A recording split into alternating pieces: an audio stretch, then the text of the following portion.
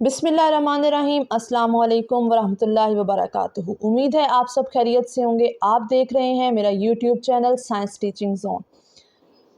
आज का हमारा जो टॉपिक है वो है फर्स्ट ईयर बायोलॉजी की बुक का चैप्टर नंबर 5 जो कि एंजाइम्स था। उसकी हमने एक्सरसाइज को सॉल्व करना है और उसके section number 1 multiple choice question को हम डिस्कस करेंगे।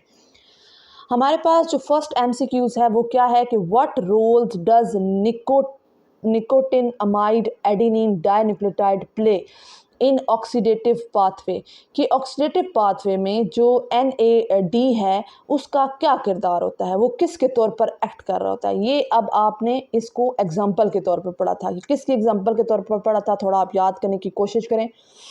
एंजाइम, कोएंजाइम, प्रोस्थेटिक ग्रुप या इनहिबिटर। ये आपने NAD को पॉजिटिव को किसकी एग्जांपल में पढ़ा था, ये एज अ कोएंजाइम वर्क कर रहा होता है।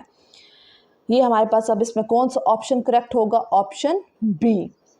नेक्स्ट हमारे पास आता है the enzyme that catalyse the reaction in which two molecules are joined together by synthesis of new bonds using energy from ATP are placed in group.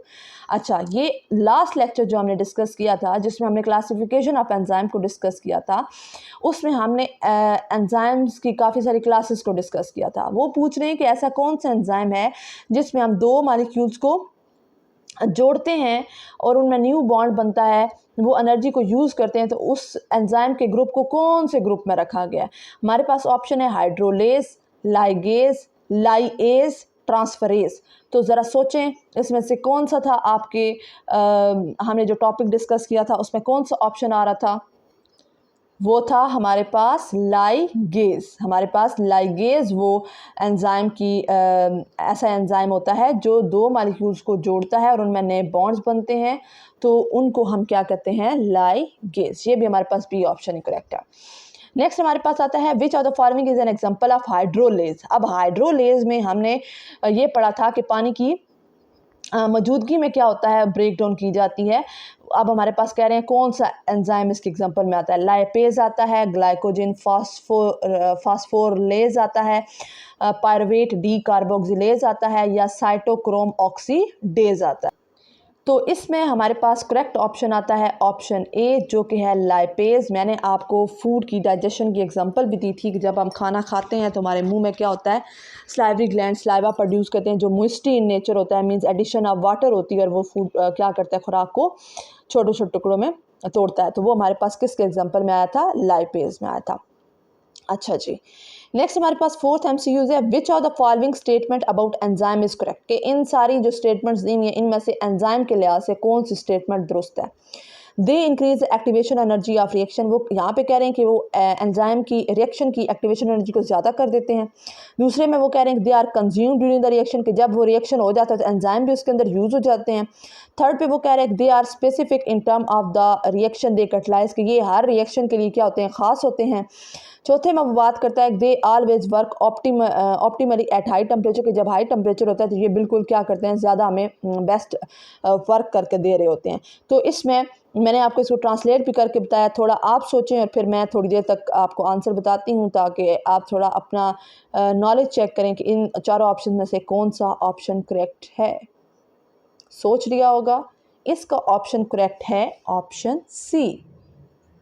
They are specific in term of the reaction they catalyse. हमने देखा था कि हर reaction के लिए क्या होता है, enzyme क्या होता है, स्पेसिफिक होता है। नेक्स्ट हमारे पास आता है ऑप्शन एमसीक्यू नंबर 5। यहाँ पे कहते हैं enzyme B requires zinc to catalyse the conversion of separate X. आपके पास मतलब कोई भी जर्नल है, सेपरेट है एक्स, उसको एंजाइम बी को क्या चाहिए, जिंक चाहिए, एडिशनली चाहिए। The zinc is best identified as ये हमारे पास किसके तौर पर, हमें जो जिंक है वो किस के तौर पर एक्ट कर रहा होगा। हमारे पास फर्स्ट ऑप्शन है कोएंजाइम, ए। बी क्या है, एक्टिवेटर। सी क्या है, सेपरेट। और डी क्या है, प्रोडक्ट। तो हमारे पास जो जिंक उसको चाहिए होता है वो आइडेंटिफाइड करता है एक्टिवेटर को, मींस एंजाइम बी तो है लेकिन वो बेस्ट उसको रिएक्शन को कैटलाइज नहीं कर रहा, उसकी कन्वर्जन नहीं करवा रहा, तो उसे नॉन प्रोटीन पार्ट की ज़रूरत होती है। तो जो कि हमारे पास जिंक होगा तो ये एज आ उस एंजाइम को एक्टिवेट करने में हेल्प आउट करेगा, तो इसको हम क्या कहेंगे, एक्टिवेटर। ठीक हो गया, बी ऑप्शन करेक्ट है। नेक्स्ट है हमारे पास 6 MCQs। कहता है if an enzyme solution is saturated with separate, कि आपके पास एक एंजाइम का सोल्यूशन है, वो सेपरेट के साथ सैचुरेटेड सोल्यूशन बना रहा है, the most effective way to obtain an even faster yield of product would be, कि हमारे पास अगर हमने प्रोडक्ट को ज़्यादा जल्दी तेज़ी से करवाना है तो उसके लिए हमारे पास सबसे बेहतरीन तरीका क्या होगा, कि हम add more of the enzyme, कि हम एंजाइम्स को ज़्यादा कर दें, सबस्ट्रेट को ज़्यादा कर दें, या हम एलोस्टेरिक इनहिबिटर्स को ऐड करें, या हम क्या करें, नॉन कम्पिटिटिव इनहिबिटर्स को ऐड करें। तो इन चारों कंडीशंस में से हमारे पास सबसे बेहतरीन तरीका वो कौन सा होगा जिससे हमारा जो रिएक्शन होगा वो तेज़ हो जाएगा। तो यहाँ पे हमारे पास आता है अगर हम एंजाइम्स को क्या करते हैं, बढ़ा देते हैं, तो इससे हमारा जो सबस्ट्रेट होगा उसको ज़्यादा से ज़्यादा अटैच होने की जगह मिल जाएगी और वो ज़्यादा से ज़्यादा प्रोडक्ट बनाएगा। हमारे पास क्वेश्चन नंबर 7 है, how does the non competitive inhibitors decrease the rate of an enzyme catalysed reaction, के नॉन कम्पिटिटिव इनहिबिटर्स जो हैं वो एंजाइम की जो कैपेबिलिटी होती है, स्पीड होती है उसको कैटलाइज करने की, उसको ये कम कैसे करता है।